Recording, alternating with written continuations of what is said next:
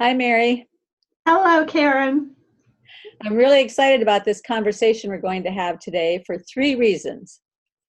First, I'm hoping that we can follow up on the conversation that Paul Vanderklay just had with John Vervaeke regarding personhood as an argument for the existence of God.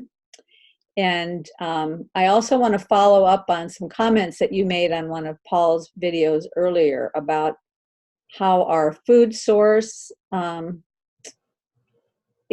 how our food communicates with the earth that it is grown in to let it know what it needs. I thought that was an amazing concept, and I want to learn more about that.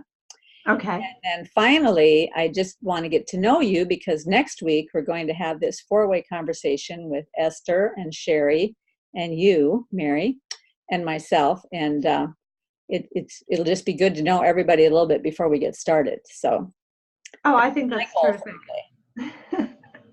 Okay. So where would you like to start? Well, I think since it's fresh in my mind, let's start with this Paul Vanderklay, John Vervaeke video, because I noticed in the comments that you said there was something you wanted to talk about. So I thought I'd put the ball in your court here. Okay. Oh, this is so complicated. I know. This is complex, not complicated. I don't remember. It's complex. I don't know if you saw Carl Gruner in the comments. I They're saw all the talking about comments by Carl, the yes. difference between complex and complicated. Yeah. And I went, okay, I'm going to try to use those words correctly from now on. This is so complex. All right. So first of all, I guess what I'd like to bounce off of you is there were three, or maybe about three, like points in the video that just captured my attention, not necessarily from content wise, but more in the communication between the two of them. Yeah. And I wonder what there were any like highlights of that for you. So one was when Paul Vanderklay put up one of his slides towards the end, and he said, this is my weirdest slide yet, or something like that. And John Vervaeke goes, this is the funnest. Do you remember him saying that? Yes, I do. And that just cracked me up because I loved that, like that spirit of play that John Vervaeke shows with the material. I thought both of them showed that, but when he made that statement and said, it's the funnest, that really showed that. And then another one was where John Vervaeke said, when Paul mentioned Jordan Peterson, John Vervaeke had a reaction, and then he said, well, if you see this in my face, here's why I'm having this reaction. He kind of explained it's not about you, you know. And that harkened me back to the conversation that John Vervaeke had with Jordan Hall, where they were doing this thing of paying a lot of attention. I don't know if you saw that one. They were paying attention to what was going on in their own bodies as their responses. And I think that's interesting because I think sometimes our bodies know what our emotional response to something is even before we processed it mentally. And so the idea of bringing that bodily awareness into a conversation, oh boy, that's a very interesting and difficult thing. And I like that John has that awareness of himself to kind of catch himself. He caught his face changing and then wanted to explain it. And so those were a couple of the points that just kind of sparked me when I saw them. Did anything catch your attention in particular? Well, when he said that about Jordan Peterson, it caught my attention for a different reason. But I do appreciate how authentic he was to describe what was happening in his thought process rather than just throw off something and then move on. He was willing to be honest about what he was thinking, which I thought was great. Yeah. And then I liked the whole interaction that they had, and the way that they were both accepting of each other and challenging of one another's ideas. I appreciated this conversation greatly, and I listened to it twice, and I hardly ever listen to anything twice. So that was. It would take me at least twice to be able, when I listen to it, I sort of let it wash over me, because in a lot of I haven't listened to all of Vervaeke's videos. So a lot of what they're talking about, I don't have any background in at all. And I just sort of let it wash over. And then when something is salient, I stop and I listen to that, and I try to interact with it in my mind. But a lot of what they were talking about just washed right over me. So I would have to go back and listen to it 2 or 3 times to really get the full intent of their discussion. But certain things did stick out to me. The whole emanation and emergence issue stood out to me. And of course, Paul's whole argument from personhood, I thought was very interesting. Right, and I thought it was interesting that John Vervaeke said that there were other thinkers and philosophers that were coming in with this approach also, because I think that's more of a recent kind of thing in the philosophical world. Of course, in theology, that's been done, for ages. But I think, seeing that philosophers are looking at it is just great. Okay, so here's the thing that I have been thinking about for a very long time that really touches on this, and maybe you can help me think about it. Because I don't think we could think about any of this stuff by ourselves. But it's the sort of thing I think about. Like, I wake up in the middle of the night and think about it. But okay, so I'm fully accepting of the classical Christian identity of God, and with the omnis, omnipresent, omnipotent, omniscient, all of that, and eternal, and the eternal Trinity, all of that. One of the questions that I've had, and I know it's not a new question that has been approached by thinkers before, is in that God, where is there room for everything else that's not God? We're not in that God, but how does that God make room? Or if I'm making sense, the words just fail, right? How does that God make? I almost want to say space, but he's not in space. So I almost want to say time, but he's not in time. How does he make provision for there to be? Oh, that might be the best word. Provision for there to be other things. Or no, I shouldn't say other things, right? Because he is not a thing. How does he make provision? I'll figure it out sooner or later. How does he make provision for there to be other beings that are not him, with all that he is? Because one of the things that Bishop Barron does make it a point to say is that God is not in competition with us, and he's not a thing in the universe, right? It's not like an object in the universe. And so I would ponder this question. And when Jordan Peterson started talking about chaos being the unknown and being the source of what is new, I started thinking about that. And I thought, well, let me just play with the idea that that's true, that chaos is the unknown and is the source of what is new.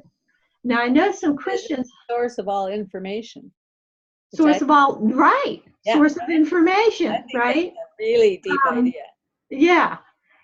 And yes, because what is already mapped territory is not, is not a source of new information, right? What's new? And this is something they talk about. So my question was, how does this, if God already knows all things, where's this unknown that is the source of, or the chaos? Where's the chaos? Because Christians have I think Christians have all asserted that there is not chaos in God, right? So where is this unknown that that brings forth something new?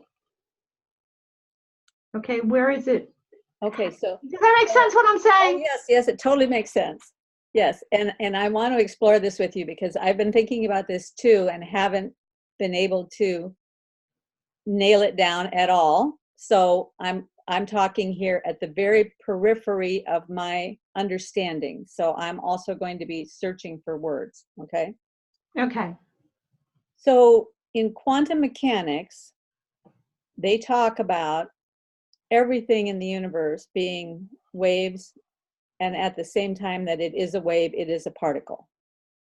So you and I are composed of quanta that make up the atoms, that make up the molecules, that make up the systems, that make up our bodies. So it goes all the way down to these little quanta that are tiny, tiny, tiny, tiny things that are waves, and at the same time they are particles. And it is a wave until it is a particle, and it becomes a particle when you observe it. Right. Okay? So let's imagine that this, and I'm not trying to steal anything from the transcendence of God or anything like that. I'm just trying to explore an idea here. Right. If the universe is, as they say in quantum mechanics, composed of just waves, everything is just waves, so there's really no material reality except what we experience. My hand is composed of all these waves, and if my other hand could some way push aside those waves, it could go right through, right? I mean, right. It's only that things are randomly hitting each other in such a way that they become solid. So the whole universe is made like this. And this ties in with a lot of things that Jordan Peterson is talking about. So Jordan Peterson talks about this little thing that glimmers out in front of us, this little interest thing. Right. That he says is our future calling us forward. So when we follow that trail, when we look above the horizon to the highest possible good, and we begin following that trail, then things come into our field of observation that are pertinent to our ability to follow that trail. And they wouldn't come into our field of vision if we weren't following the trail. So this little interest thing that's out in front of us is a very, very important thing. Now, I noticed the other day in one of the videos that Sevilla made, or maybe it was Paul looking at a video that Sevilla did with Jonathan Pajot. She was talking about Persig's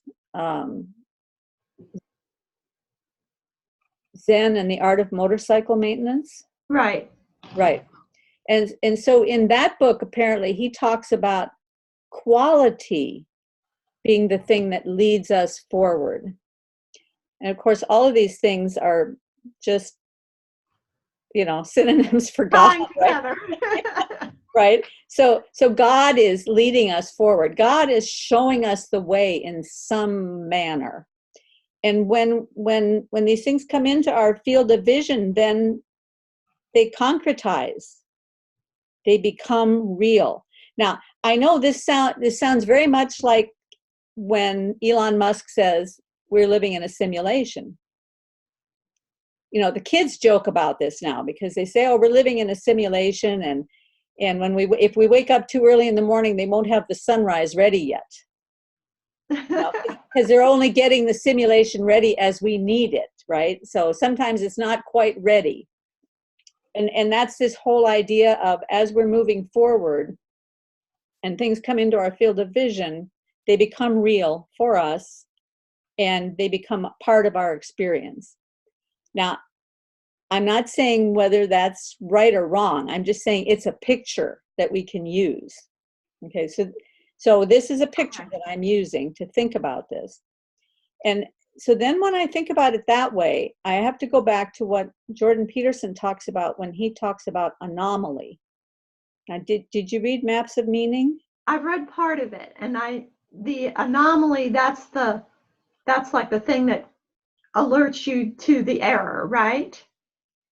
Well, anomaly is like 100 pages of the book. So Okay, I haven't read that I part think yet. it's chapter 4. Okay, And I have not gotten to chapter 4. so it's really kind of like the thing I really enjoy about that book, and I've read it twice all the way through, and I've read Anomaly 3 times. But the thing that's beautiful about the book is that you read the whole book, and he's laying out this very extensive argument with a lot of depth underneath it, very complicated. And as he gets to the end of the book, he begins to collapse the whole argument until the very last page. When you read the last page, it's the entire argument of the book in one page. But if you've read the book carefully, when you read each sentence on that page, it opens up in your mind, just like a hyperlink on the internet. Right. It opens up all this stuff that you already understand. So then when you listen to Jordan Peterson talk, and he uses some of those sentences, you have this big picture of what's underneath what he's saying. This is why I think so often he's misunderstood, because people listen to some simple sentence and they think that's all he means. But what he really means is this 150 pages of argument that went with that sentence, right? Right. So anomaly is this kind of big thing that could encompass many aspects of the universe. But let me use one example. Let's say suffering. Suffering is an anomaly. Suffering comes into our lives and it forces change. We have to accommodate to it. It forces us to see reality. Reality becomes painfully real at that moment of suffering, right? Right. So the anomaly forces us to observe reality, I guess is the way I'd have to say it. So the picture that I have, and this is so hard to tie, but I want to tie it back into this whole thing about quantum mechanics, that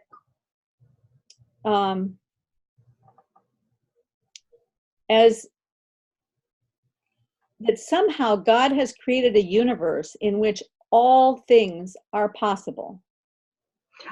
Yes, I thought that too. Yeah, so but it's formed in so that all things don't happen. Right. All things don't happen, though. The possibilities are all possible. Yes. And so it and this is a very bad picture, but it's a picture that has been helpful to me to try to corral this. My daughter plays this game called Mario Kart. Mm-hmm. And it's a video game. And it's a bunch of people that get in this little cart and they're tooling through this little world and they do things in the world. And even though it's it's a fairly simple animation, but it's quite a sophisticated game in that you get to choose where the car goes, but wherever it goes, there's a world that opens up in front of it. Right. And you get to choose what elements that you pick up in the world, and then they become tools that you can use in that world. And you can do almost anything with them, and the world will accommodate to you as you do that. So we're living in something way bigger than Mario Kart, but it's as though whatever choice I make, something is going to become real in front of me. And God has given me agency to make choices that are choices that will create a better world and a beautiful world. But I also have that same agency that I could make choices that create a bad world. And we see that around us all the time. And one of the ways that I think that keeps us from, because then you would ask, well, why is it that anything good ever happens? Because it's always easier to take the bad road. It's always easier. But anomaly gets in there, and suffering changes people. So sometimes a person might be headed down a wrong road, but something will come in and stumble them in their path, and they wake up to reality and they say, wait a minute, I'm headed down a wrong path. And so they'll make a course correction. So in my mind, somehow God is using anomaly and suffering as a way of helping us to grow and mature and develop into people who will use our agency for the good instead of for the bad.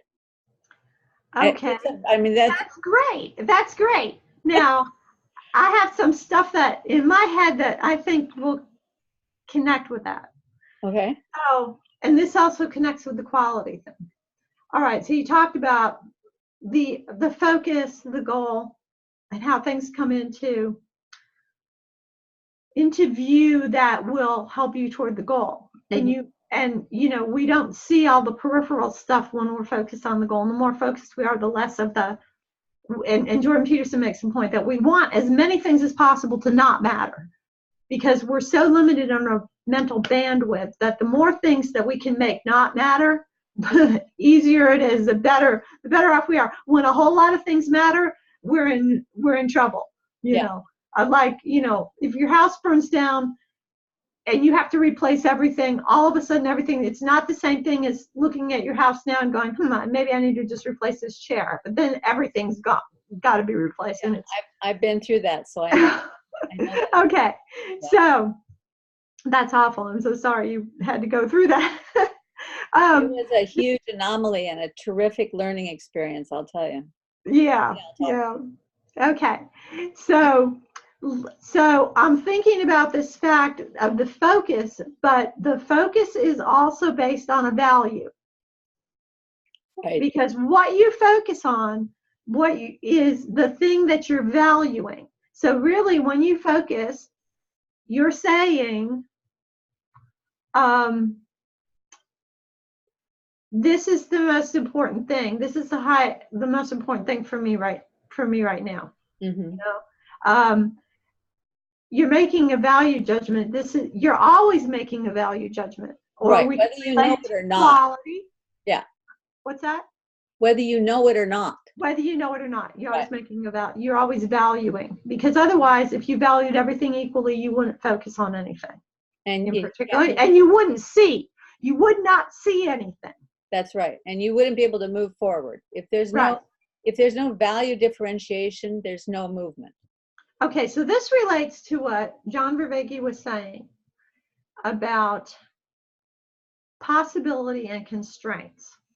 So you said everything is possible in the universe, and I think we kind of all can sense that anything is possible, but we know that, as John Vervaeke put it, the things that become actual are things that possess eidos, meaning intelligibility. All of the new things that come into being possess intelligibility. They're not unintelligible things.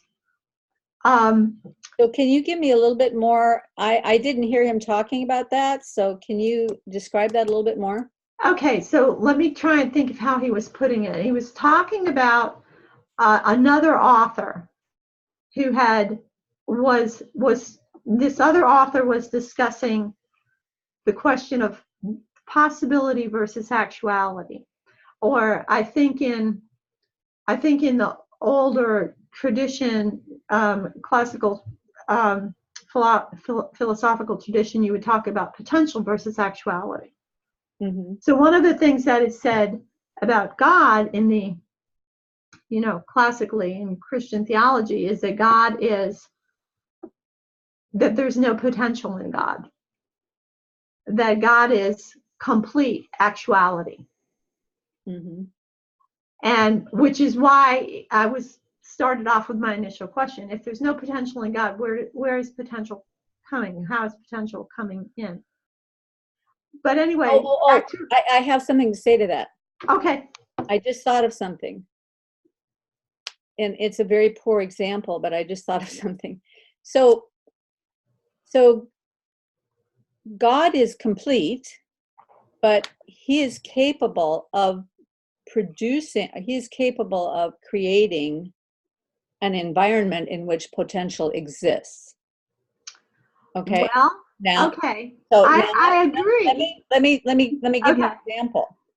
So this is a dumb example, but I'm a painter. I paint pictures. And when I create a painting, I am outside the painting. I am different than the painting. You know, the Bible says that we're created in God's image, which I take to mean that he is a creator God.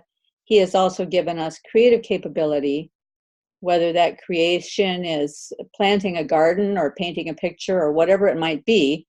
We're using that creative capacity in a variety of ways. So when I paint a picture, I've created something, and it's other than me. It is composed of substance, in that it is paint on canvas, and in some sense it's finished. It is static, okay? But in another sense, it is not finished until it is viewed by the viewer, because there is meaning in that painting that I didn't put into it, that a viewer can get from it when they interact with the painting. That's good. That's So okay. even though the painting is complete, it's finished, it's, you know, it's there, Mm-hmm. there is potential there as well. Okay.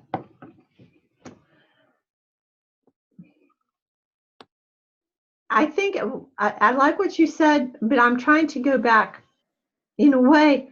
This is where language breaks down entirely. In a way, prior, because you're kind of talking about once the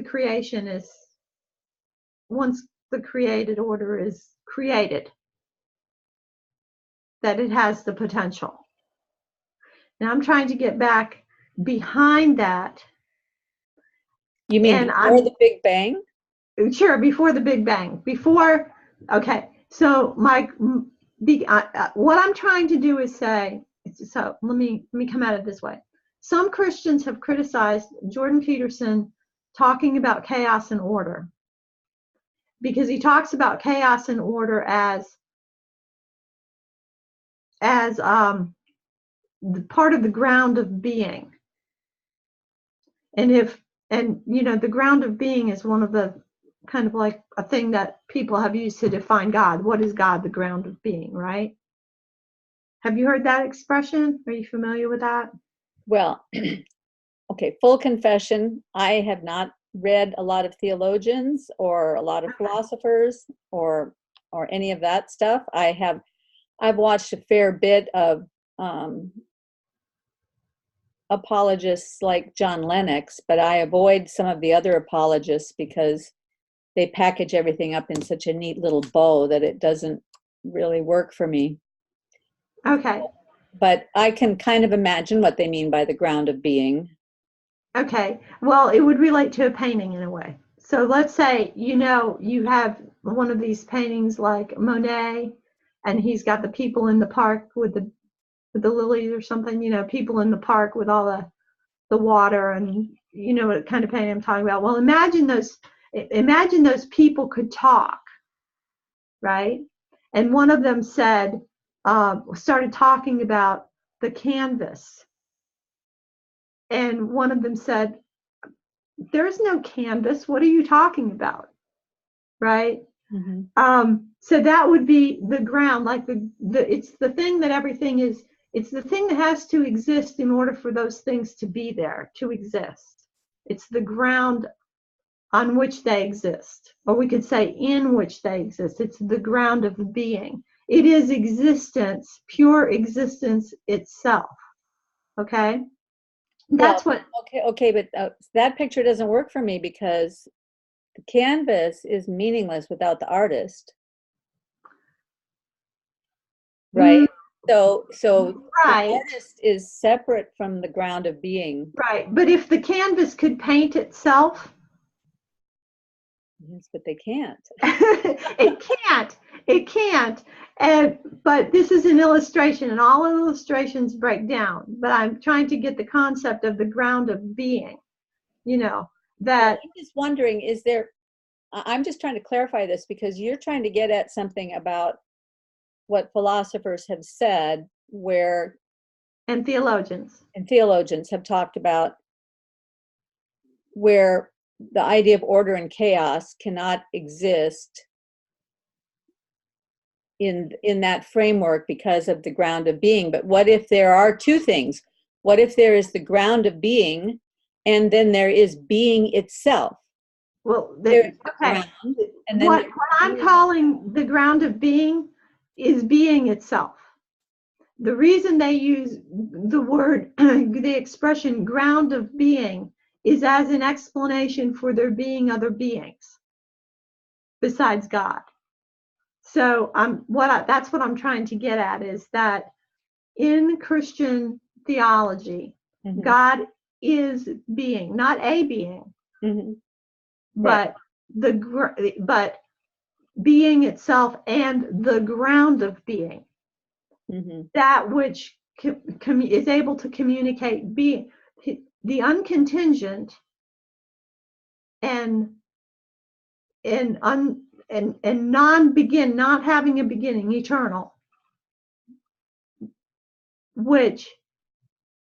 who communicates existence to contingent beings that are dependent. Right. Okay. And so I'm using the illustration of the painting, mm-hmm. the painting being on the canvas, but not being part of the canvas is not part of the painting. Right. Okay. So that's what I'm trying to get at, to call God the ground of being, but also being is also being. Okay. Mm-hmm. All right. So let me see if I can gather this together, as well as you gathered your piece together and do it some justice. So my question, I want to go back to the order and chaos thing, because this is a criticism that's been made of Jordan Peterson, because from the classical Christian conception, if you're going to say that chaos and order are fundamental constituents of a being, then the question is, well, where does the chaos come in if God is what Christians have classically said he is? And I'm thinking of, when I say classically said, I'm thinking, like Thomas Aquinas, okay? And when I was thinking about this, because some people have said, well, Jordan Peterson is wrong about this because there's nothing unknown in God.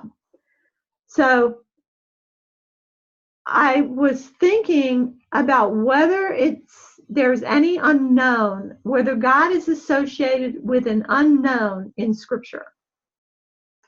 And I think you're going to like this one. Okay, so the thought struck me that there's a place where Jesus says that he doesn't know something. And what he doesn't remember, do you recall from Scripture what he says he doesn't know? The disciples ask him, when is the end of the world? Or when is the end of time? When is the end of this age? Well, that's what he says. No one knows the date or time. Right. No one knows, not the Son, but only the Father. Mm-hmm. And I thought, there's a not knowing. In other words, in the Trinity, there was this unknown, which the Son said that he did not know it. Now the Son knows it, only the Father knows it. And all it takes is that a little tiny space of something unknown to open up everything. And I thought it was very interesting that the very thing that he said was the unknown. I mean, there's been Christians have gone nuts over this passage forever, because the explanation is, there's all kinds of explanations that are that basically try to say it can't be possible that he didn't know. Maybe he didn't know because he was operating in his human nature at that moment when he said that. But he specifically says, he refers to the son. Not the son doesn't know, the father knows. Which makes it sound like he's really talking about all this relationship that he had in heaven with the Father before he came to earth. He's not, it's he doesn't say the Son of Man doesn't know. This is the Son, right? And so I thought it was interesting that this has to do with the end. It has to do with the telos. It has to do with the very end. That when it's a question of time, something is going to end. It's not known. The reason why it's so interesting that it's the end is because when we think about creation, a lot of times we think of creation as a thing that happened. That's how God started everything. All right.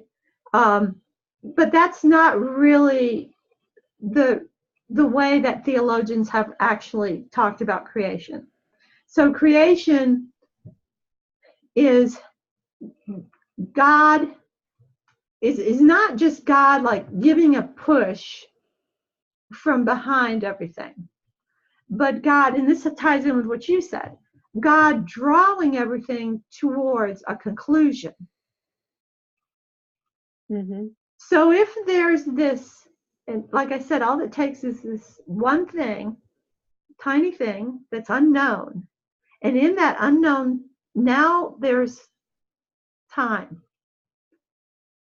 Because it's unknown. Now it can expand out. It's the expansion of time. I'm thinking of this in terms of, what classically we say about the order of creation. That the first thing that gets created are the angels, who exist in time but not in space. Once the angels exist, there's and then there's an unknown for them. It's very interesting because the Bible actually says that the whole state of human history up to the incarnation and how the Son of God was going to be manifested in the flesh was something that the angels were pondering and wondering about, desiring to peer into, I think is the wording it uses. So the angels have an unknown, and their unknown has to do with space. Now you've got Their the space. unknown also has to do with suffering. It has to do with suffering, right? But what I'm thinking about is the way we get I don't want to use the word space. The way we get the possibilities open up in time and then in space for the universe to exist, a universe that is in time and space. Mm-hmm. That first unknown is that. So I'm going out on a theological limb here, real big, and I'm just pondering it. Okay, I'm just pondering that there was within the Godhead, within the Holy Trinity, this little tiny unknown thing that the Father kept to himself from the Son, which opened up the possibility for creating a universe in time and space. So what do you think about that? Well, I really, really liked what you said when you said that what God is doing is always drawing things to a conclusion. Right. Right? And his conclusion is good. Yes. Right? So even before the universe came into being, he could foresee everything that would happen in the garden, and he could foresee his need to sacrifice himself on the cross on our behalf in order to bring us back into fellowship with him. And he could foresee the the conclusion of all things. And it's always drawing us forward. I really like that when you said that, because that fits in so perfectly with this picture of how it's this little thread, this little thing out in front of us that draws us forward, the things that catch our eye, the things that interest us. I mean, I've noticed that in myself since I got onto this thing I'm working on, trying to understand quantum mechanics and mathematics and geology and how all these things fit together with God's word and all of that.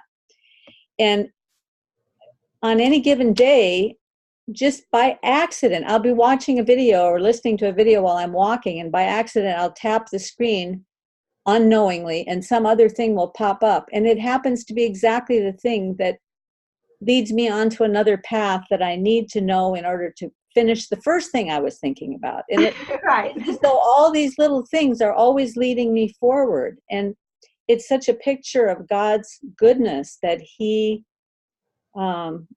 provides those opportunities for us, these little God sightings. If our eyes and ears are open, He always makes Himself known to us in this way. And so for me, when I was listening to John Vervaeke and Paul Vanderklay talk, I just listened to that video yesterday. And I'm listening to them talk, and there was actually one time in which Dr. Vervaeke was trying to say something about the possible existence of God, and he got so caught up in being unable to even express what he was thinking about that he lost all words for well over a minute. Do you remember that? Yes. He couldn't put it into words at all. Yeah. And I thought that was quite telling, because Yes. he wants so much. He fervently and authentically wants to help people find meaning, and yet he is unwilling to find that meaning in the metaphysical universe or the supernatural universe. And that got me to thinking, why is it that we put such emphasis on this idea of supernatural or metaphysical? Well, that stuff may be collapsing. It's possible that quantum mechanics is going to make all of that stuff kind of collapse at some point. In that, okay, so I want to get back to what you said about, what was it? When you were saying that, that which draws us forward? Yes, draw. Oh, I know what I was thinking. When you were talking about the possibility and how God uses suffering to constrain. That's what I want. I want to get into that word constrain, because that word constrain, John Vervaeke has pointed out that nothing exists without constraints. All right, that the constraints boundaries are essential. Right, right. But that that you can't say what something, in a sense, it's almost like that Aristotelian, that first, law of logic, that you can't say what something is without saying what it is not also. And one of our problems, one of the things that's odd, is that when it comes to language about God, and this is something pointed out by many theologians and mystics, that all we have is constraints on what we say. That's all we have.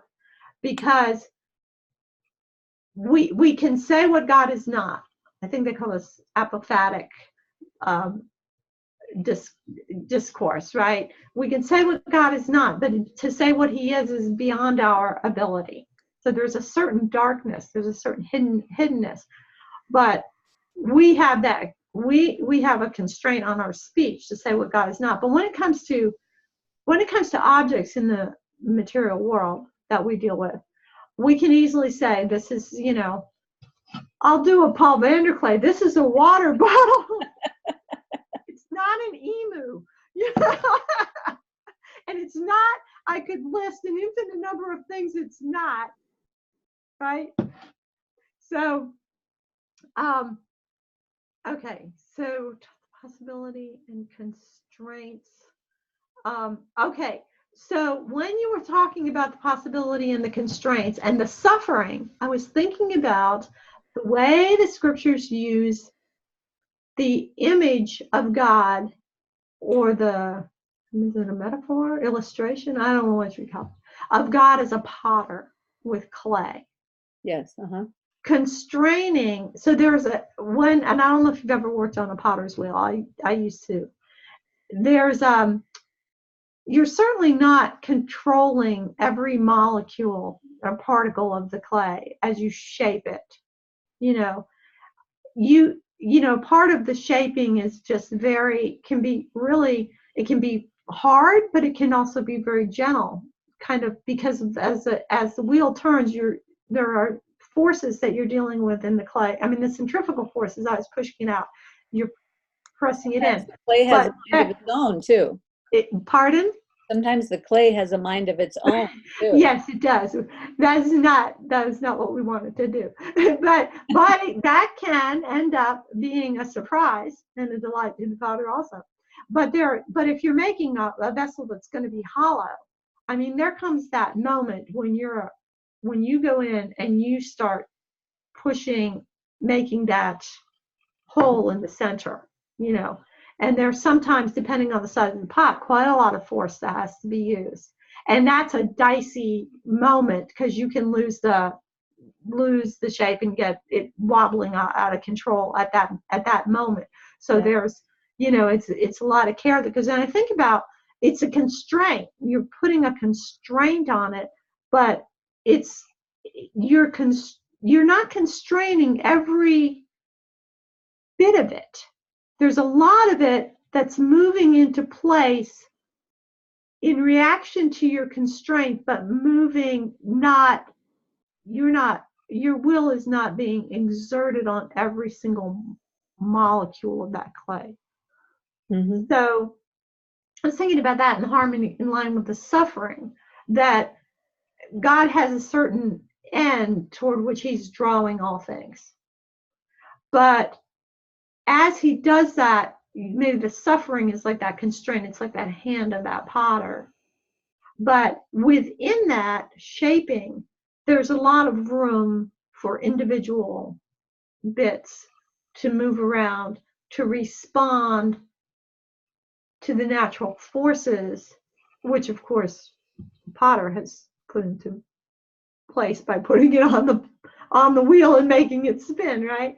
But still, there are those natural forces that are being worked with, and that's responding to that, and there's a constraint to get to a vision that the potter has at the end for what the potter wants to produce. Does that make? Oh yeah, and I love that image, because I've thought about that a lot in the past too, and how because I tried doing pottery for a while, and mm-hmm. the clay can have a mind of its own, and I didn't work at it long enough to learn well, so I would often have one just fling apart on me when I'd get to the place of putting that pressure in to hollow it out. And then of course when that happens, you have to pound it all down and start over again, right? Right. Yeah. And so what you said about not having control over every particle of the clay, it's very much like that in our lives. Even when we go through suffering, we have quite a bit of choice or agency in how much we suffer in the midst of that suffering. I mean, there's suffering that I bring on myself. There's suffering that comes upon me through no fault of my own. And in that suffering, when it's through no fault of my own, if I fight against it, I can make it a whole lot worse. If I get all tangled up in trying to rule the thing myself, I can make it a whole lot worse. But if in some ways, if I accommodate to the suffering, or if I agree to learn what I can in the midst of it, the suffering is mitigated to some extent, and I can move through it with some peace and even some joy. Right. So there is that sense in which the whole potter's wheel, I think, is such a beautiful picture. But how do you think that would apply, as I'm thinking of it in terms of like the entire structure of the universe and with beings in it who have their own agency? well, I mean, the example is given to us in Scripture that we are the pot, we are the clay, he is the Right. potter, and he is making something of us. And sometimes what he's making of us ends up being a broken pot. But like they say, the broken pots have cracks, and the light shows through the cracks better than in a pot that's not broken. So there are many ways in which that picture is real. But I especially liked you using it in the sense of discussing constraint, because I've been thinking a lot about this whole idea of boundaries and how, because, okay, so in art, one of the things that I learned in art through this class that I've taken over and over and over again to try to really internalize it is that there are these elements and principles that kind of are like the elements and principles that govern the universe. They're rules in a sense that they've been observed over the millennia as those aspects which make a painting interesting, pleasing, or make a piece of music interesting or pleasing to people, or complex and fascinating. So these elements and principles are observed rules, but they do govern to a certain extent how you put a piece of art together. If you think about it, they're very helpful. And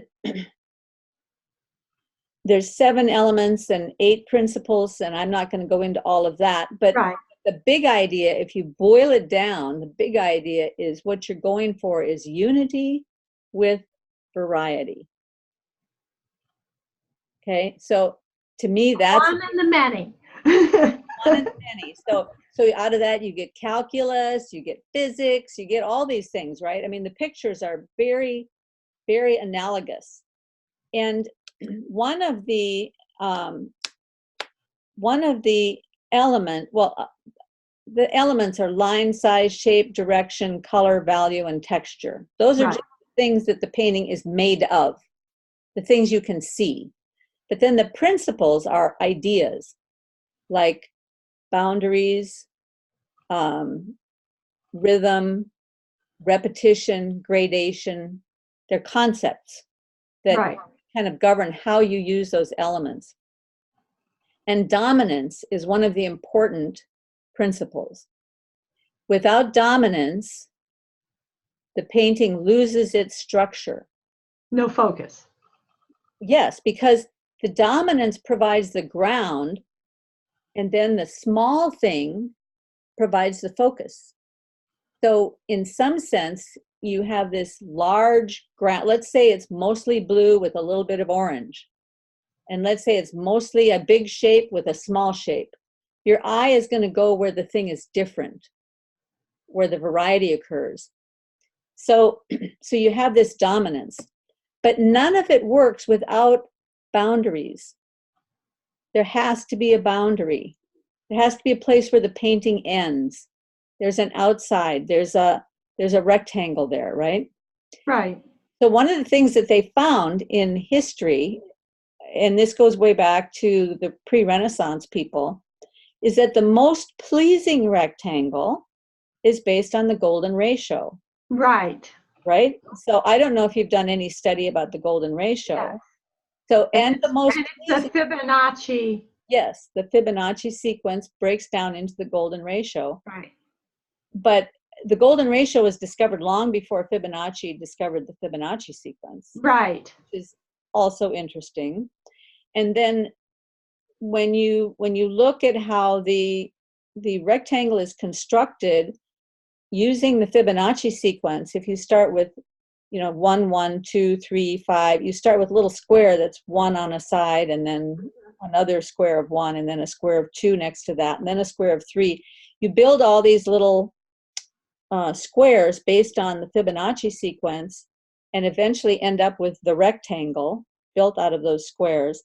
If you bisect all those little squares, what you end up with is a perfect spiral that is a spiral that comes from the chambered nautilus. Well, the chambered nautilus, ferns as they unfold, there's all kinds of things. That's right. So okay, so you get this perfect spiral. But so I find that whole idea of boundary, I know that these elements and principles of art have something to do fundamentally with the construction of the universe. And I've been thinking about these things for a long time. And so constraint and boundary, and you go back to the whole idea of limitation that Jordan Peterson talks about, when he says the rabbis used to talk about when you have a being who is omnipotent and omnipresent and omniscient, what does he lack? The only thing he lacks is limitation. So he creates a world in which there is limitation. That's what he says the rabbis said. Right. Okay. Now, that's an idea to play with. I don't know what the theologian would say about that, but I think it's an interesting concept because we do live with limitation. It is limitation that, on the one hand, limitation is what produces safety for us, like the walled garden. But on the other hand, it's limitation that produces suffering because it's what we can't accomplish. But it reminds me of a little child when they're right at the point of being able to crawl. They can see what they could get at if they could just get there. And then later, when they're almost ready to walk, they know very well that they could get to the other side of the room much faster if they could walk instead of crawl. Or when they're just getting ready to learn to talk, they're not quite there. At all those points, they become extremely frustrated and agitated, and they're real hard to deal with right then. Right. That's the way we are with our limitations, because we get agitated. We see what's possible, but we can't get there because of limitation. Okay, let me say something. Let me come in this way to say what Jordan Peterson said the rabbis said. I believe the rabbis said, but I want to give a Christian response to that. Mm-hmm. So what the Christian would say in response is that God had a limitation, not limited in his being itself, but limited in the sense that the Son is not the Father, and the Son and the Father are not the Holy Spirit. Mm-hmm. So that within God, there is a difference. There is both a unity. There is the one and the many, right, within God. So then, the limitation part is internal. And let me explain why I think that's so important. The reason I think that's important is because if we say that there's something that God lacked, then we have a God who is dependent for having something on his creation. And that's one of the that's one of the criticisms of Unitarianism, is that so God is love, for example. So we have to say, well, within God there has to be love, so there would have to be someone to love. Not that God had to make someone before he would have someone to love. Right. That makes sense. So when I think or talk about God, and of course this doesn't apply to Jordan Peterson, because I don't think Jordan Peterson knows very much about Christian theology at all, really. Sometimes when he talks about the Bible, it's almost if you're a Christian and you're familiar with the Bible, you just think, oh Jordan, you're just so kind of clueless in a way, you're fumbling around. Like, for example, when he will quote the Gospel of Thomas and the Gospel of Matthew, and you get the sense that he doesn't even realize that the Gospel of Thomas is not really part of the Bible. It's like he thinks they're you know, like maybe he thinks if he opened up the Bible, he'd find the Gospel of Thomas in it, you know, or something like that. He doesn't seem very familiar. Now, he's gotten real familiar with Genesis and all that by reading through it to do his lectures. But I think that in a lot of ways, he's really very almost like naive, but not in a, and I don't say this in a bad sense, because I don't think there's anything bad about that. And I think what he's done with the Bible is wonderful, but sometimes I kind of chuckle a little bit when I hear him say something, because it's like most people who've been through, you know, any kind of Sunday school would already know that that's not quite the case. But is the Gospel of Thomas in the Catholic Bible? No. Okay. No, the Catholic Bible. In the Apocryphal Bible, then. No. Usually when people talk about the Apocrypha, when Protestants talk about the Apocrypha, what they are talking about is 7 books of the Old Testament, which are in the Catholic Bible, and not in all Protestant Bibles, though they were in the 1611 King James Bible. That's what Protestants are referring to when they say the Apocrypha. The Gospel of Thomas is one of the Gnostic Gospels from a different, from a contemporaneous but different community from the what we would call the Orthodox part of Christianity. Okay. So that's how you know. But you get the sense that he really doesn't even realize that they're not, you know, of equal authority in a way. So so why was I saying this about Jordan Peterson and the Bible? Now I can't remember, because I lost my train of thought on that. Well, we were talking about lack, and you were saying that the reason it's so important that the lack is internal to the Godhead, or the limitation is internal to the Godhead. Right.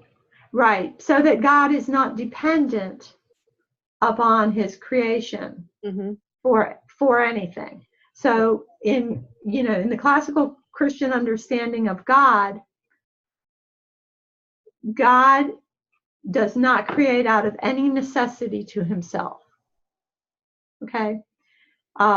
He creates out of what we might call a kind of an overflow of love, a generous desire to share the goodness of existence, which he has as an uncontingent being, with beings who would be contingent.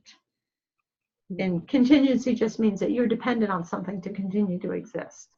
All right. And so that's why he created, and that any doctrine of God that makes him create out of a necessity is not a Christian doctrine of God, because in the Christian doctrine of God, God is love, and does not create us for, I'm going to say, for use. That makes sense? Does not create his creation for his use, but out of generous sharing of the goodness of existence with others, with real others.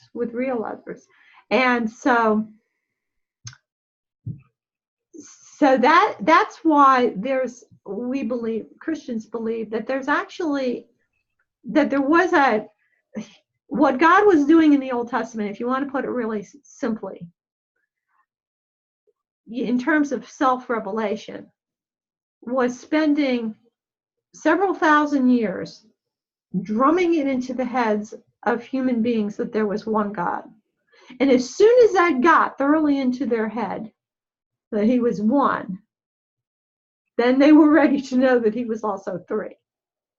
But it took all that time to get it through their head that there was one. I mean, if you look in the Old Testament over and over and over again, it's idolatry. You know, false gods, Baal gods, all of these things that he's, you know, constantly having to send the prophets to talk to the Israelites about. When Jesus comes, by the time Jesus comes, they're over that. The Jewish people have been thoroughly divorced from or weaned from, or however you want to put it, idolatry is not a problem for them. Now, that doesn't mean that the other kind of idolatry, like worship of oneself or, one's desires, because later on St. Paul will talk about greed, which is idolatry, and lust, which is idolatry. But it becomes the term idolatry becomes more of a metaphor for, putting yourself and your desires at the top of your hierarchy rather than God. Well, the other thing that he was doing in the Old Testament, it seems to me, is he was preparing a genealogy for the coming of Jesus Right. Christ, right? Right. He was preparing a people from within which there could be a genealogy prepared for the coming of Christ. And Yeah.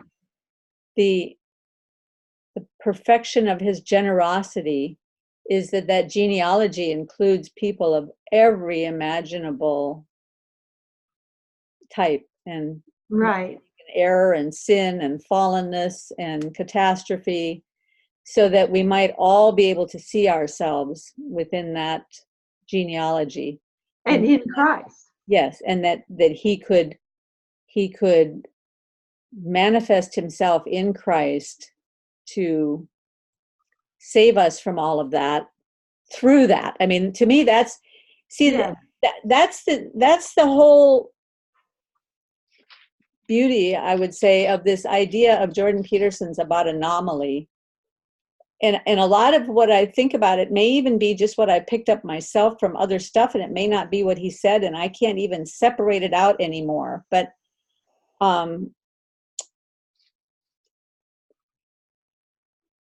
I used to always have this question of evolutionists. Where does the information come from? Because you have no explanation for where all the information comes from that's in the cell, in the DNA. Because information doesn't just come from nowhere and get more and more complex over time by itself.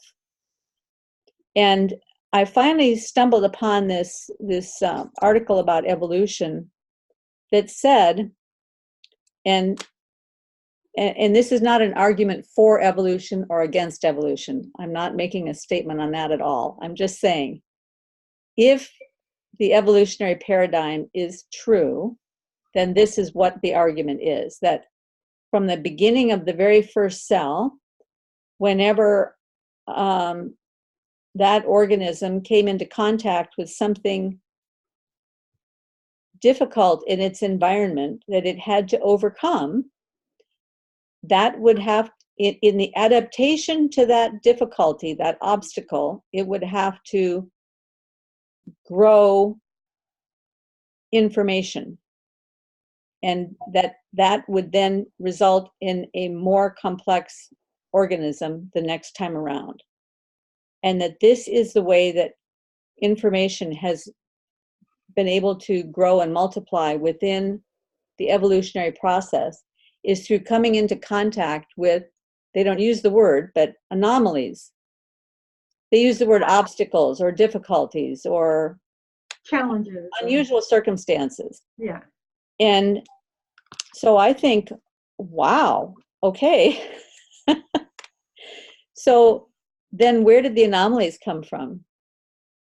Because if the anomaly produces that kind of growth, that the information actually increases based on its confrontation with the anomaly, then the anomaly has to be suited to the need of the particular growth in information. Because there's not enough time. That might be what life is. Like, yes. Okay, so the big hurdle, see, this is the, when we talk about the drawing forward, I mean, I don't have an issue with history of life being evolutionary, and it's, but it would be, I would attribute that to that drawing forward, right? Of God drawing things forward to a telos that would be the pulling, them forward. Okay, but the big problem is abiogenesis. That is the big problem. That is Right. the idea that life came from non-life. This idea of this single cell, the single-celled organism even beginning to start, because that we didn't used to know, like back in the 1950s, say, when they were trying to do the experiments in a lab and get a cell going with sparking it with electricity or sparking some sort of organic soup with electricity or something. Yeah. We did not know how complex a cell is. We didn't know. What we know now about how complex one single cell is absolutely mind-blowing. So let me give you an example of how complex a cell would be. Okay, so I could say that a cell, I live near Atlanta, so I'll say I could say that a single cell, of which there are something like 3 trillion in your body, that a single cell is as complex as the city of Atlanta, but I would have understated it. Mm-hmm. So then I would say, okay, a single cell is as complex as the city of Atlanta. If the city of Atlanta had a wall around it and a dome over it with multiple openings in it that had to be opened and closed all day long by someone very, on a very regular basis to very precise, to very precise constraints. Okay. I would still be wrong. I would say that the cell was as complex as the city of Atlanta with the wall and dome over it with the openings, if also about half of the buildings every single day were being completely dismantled and reassembled. And I would still not have hit it. I could say if it was like the city of Atlanta with the wall and the dome and the buildings being taken down and reassembled every single day, plus all of the train track and roads being removed and repaved or relaid every single day. But some Atlantans think that is the city we live in, actually. But that might give you a picture, a somewhat accurate picture of how complex a cell is. There are 1 billion chemical reactions per second in a living cell. Mm-hmm. So part of the issue, the problem has to do with life, where life comes from, how cells ever got going. I wouldn't find it all that difficult to get from a single cell to, a blue whale and a human being. But getting from non-life to life, whoa, that makes the other problem look like nothing. That's where your real jump comes from. I don't know if you caught that conversation that I had with Alex, where we were discussing this guy who had done a video about the abiogenesis concept. He's trying to come up with an idea of where the first life came from inorganic material. And he's positing that, where these vents are in the ocean floor, Mm-hmm. and magma is coming up from inside the earth at these vents, that something is happening at those vents. But when he was explaining this idea, in order to get to the idea, he showed this beautiful visual of how the earth works, and that there is iron on the surface of the earth that actually gets reabsorbed into the earth through certain ducts and channels that go down into the center of the earth. The iron gets reincorporated in the core, reheated, and then it gets thrust back out again to the surface. And that this is a continual process that's always going on the earth. Now I think to myself, okay, fella, if you've solved the problem where the first living cell came from, how do you solve the problem about how the earth is breathing? I mean, the Right. entire earth is this perfectly calibrated, breathing organism of some sort that is actually recycling iron so that there's enough oxygen, because the reason it does that is so that there's enough oxygen in the atmosphere that we have air to breathe. I mean, really, the further that they go trying to prove something, they keep pushing back further and further into this bed of knowledge of how beautifully calibrated the universe is and how generous and abundant everything is and complex, Right. I mean, all of these things, the more that the more they try to disprove God, the more he just shows up. Yes, yes. Yeah. Well, okay, so this was one thing. Going back to the thing about the ground of being and God, and this language just goes haywire, but God is existence. Mm-hmm. Existence itself, being itself. The question, one philosopher, it might have been Alfred North Whitehead, said that there's only one question in philosophy is, why is there anything instead of nothing? That's the question. And the answer has to be that being itself has to be that which can share being with other beings.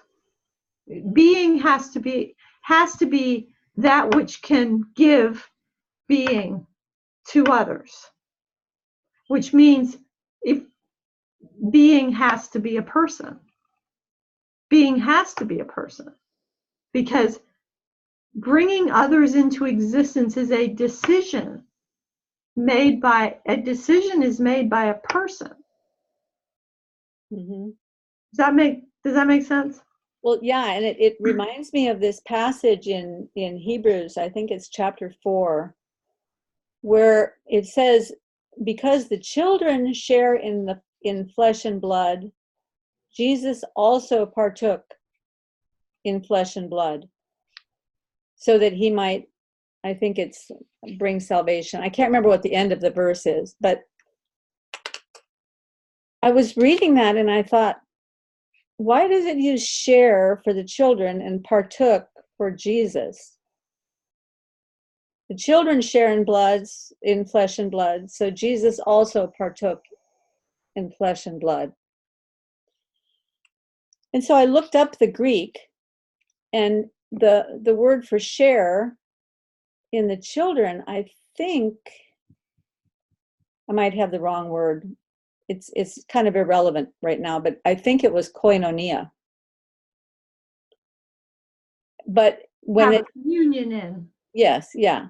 But when it's Jesus, the word partook is meteko, which is made up of two words, meta and echo.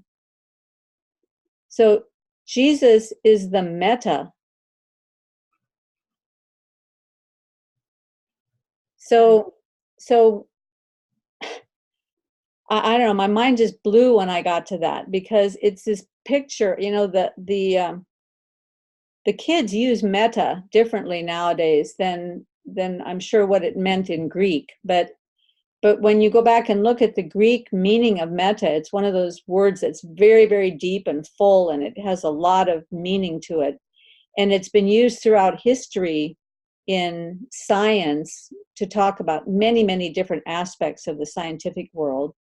And then, of course, we use it when we talk about metaphysics, that which is above physics. Right. And meta is that which is above and outside, and yet somehow has some connection to everything else. And so it's like Jesus is the meta man, the one who, in a sense, shares in the flesh and blood with us so that he might bring redemption. He might words fail me, but the idea is that we've been infected with some kind of a virus because of Adam and Eve's agency in the garden to eat the fruit of the knowledge of good and evil. So we've been infected with this virus that we carry with us, but that when we partake in the flesh and blood with Jesus Christ, somehow he is now infusing a new blood supply into us, or infusing a new mode of being. Yes, a new mode of being. We're kind of being not inoculated, that's the wrong word, but transfused with some sort of healing, regenerative power that gets rid of the virus little by little.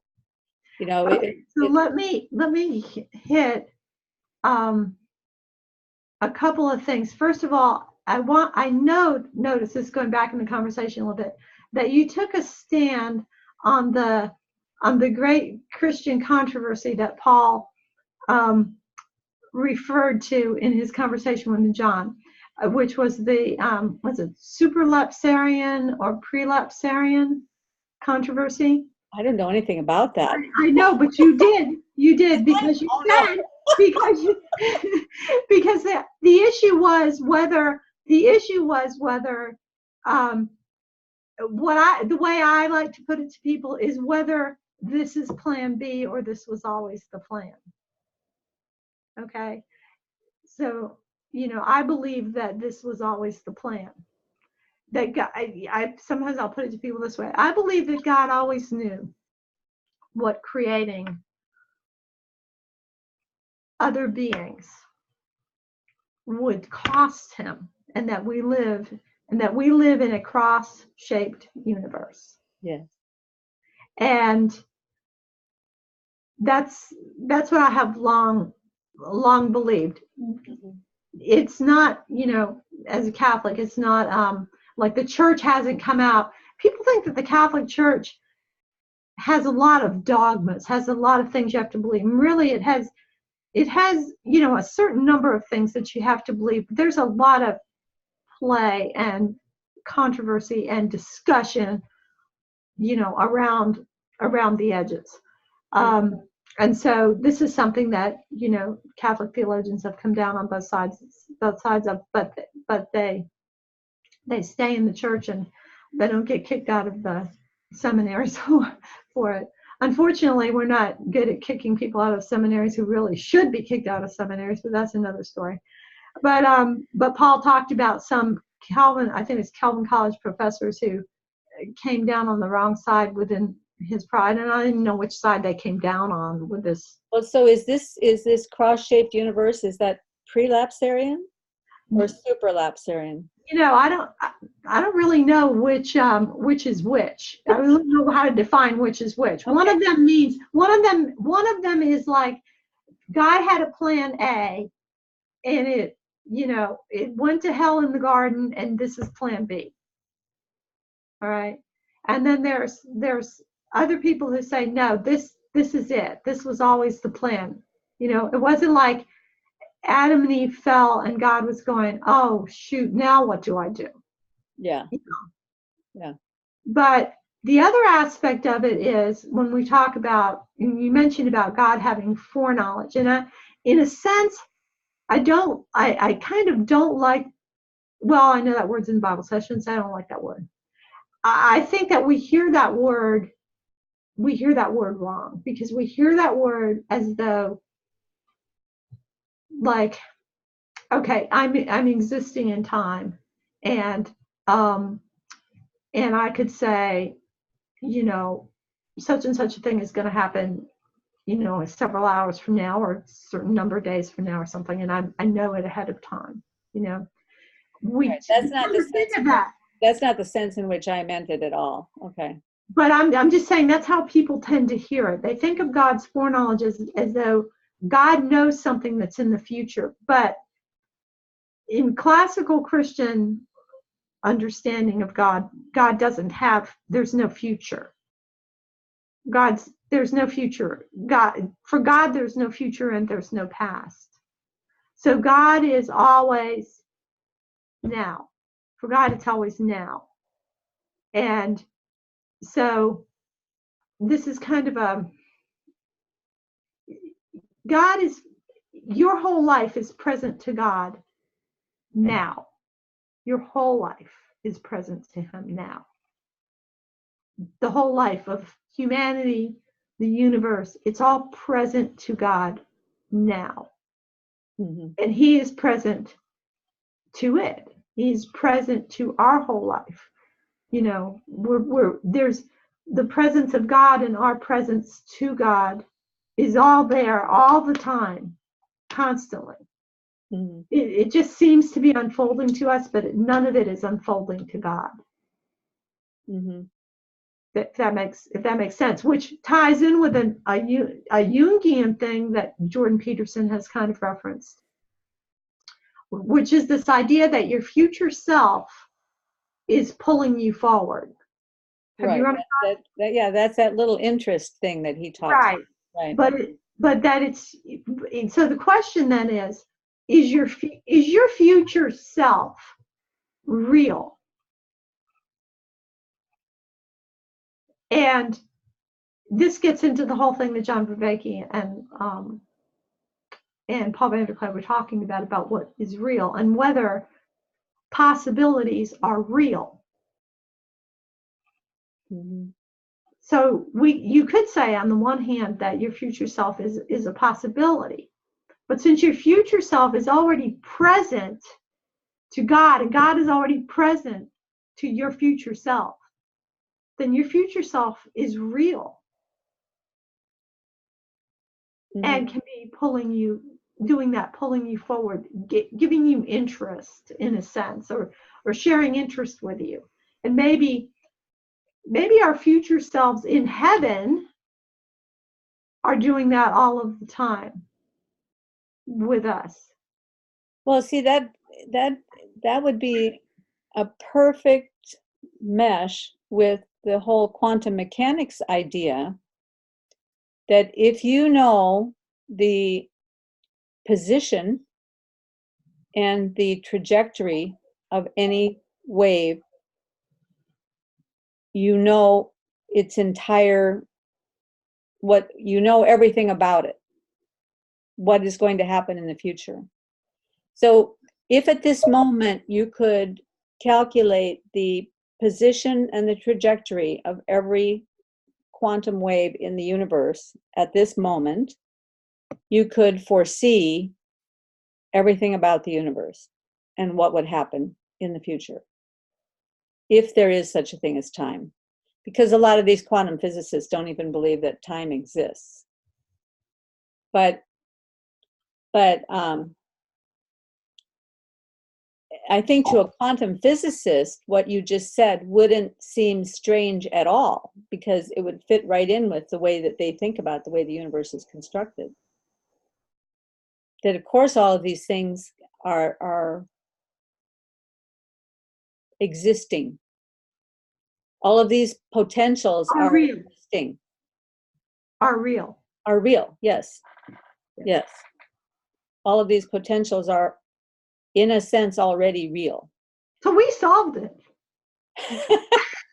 Well, it's certainly time to wrap this up. We're going to have to do the food thing next time. Are you Okay. game? Yeah, we'll do that. Okay. It's really good talking to you, Mary. It was really great talking to you too. Bye. Take care. Bye-bye.